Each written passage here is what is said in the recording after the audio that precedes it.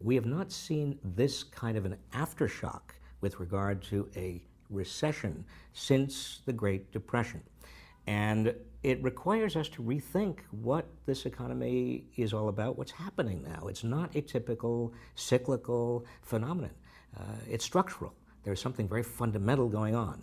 And until we face that fundamental reality, and until we understand the choice in front of us, then we're going to be wallowing in this aftershock for a very long time. The structural problem we are dealing with is that although the economy has been growing for the last 30 years, almost all of the gains of growth have gone to a small sliver of people at the top. I mean, 30 years ago, the top 1% was taking home around 9% of total income. And then more and more of the income got concentrated at the top to the point where by 2007, the top 1% was taking home about 23.5% of total income. And the problem is that when you get that kind of a lopsided distribution, there's no way that the vast middle class has enough purchasing power to buy the goods and services the economy is capable of producing. There are remarkable connections and parallels between the Great Recession and the Great Depression.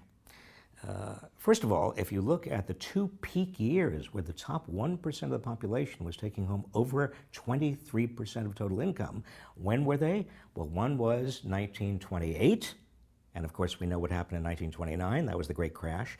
The other was 2007, and we know that what happened in 2008 and thereafter.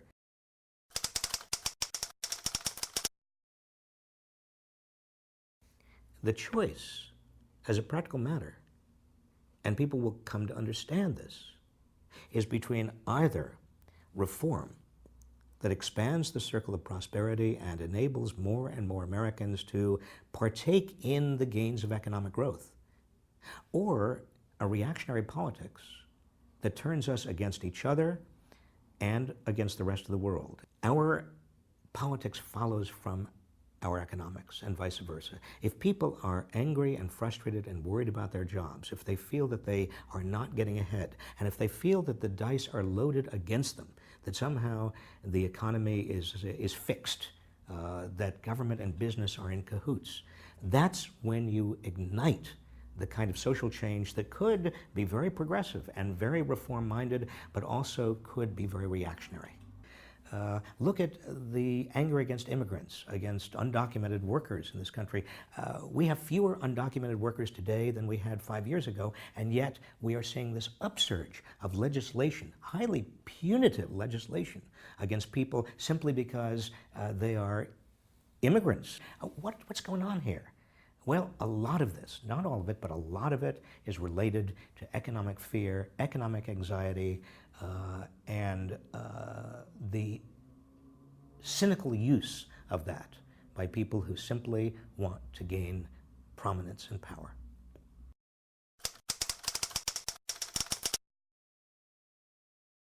The ideas in the book, Aftershock, they're not out of the mainstream, they're not right-wing or left-wing, they are doable. They're practical ideas. They're the kind of ideas that we in the United States have the capacity to adopt if we just get out of our ideological fixations, that somehow the market is the only way to go, or government is evil, or that there is not inevitably a complete mix between the private and public sector already. Put the labels aside and just think practically. How can we get more money into people's pockets so that they can turn around and be consumers in the short term? And over the long term, how can we make them more valuable so that they can justifiably earn more money?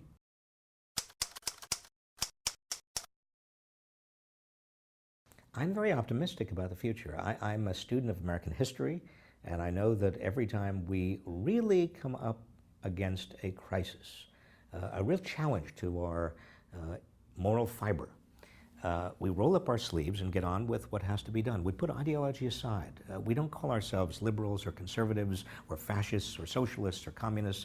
We don't get into name calling. We just get very pragmatic and we do what needs to be done. We did that in the Great Depression. We did that in the Second World War.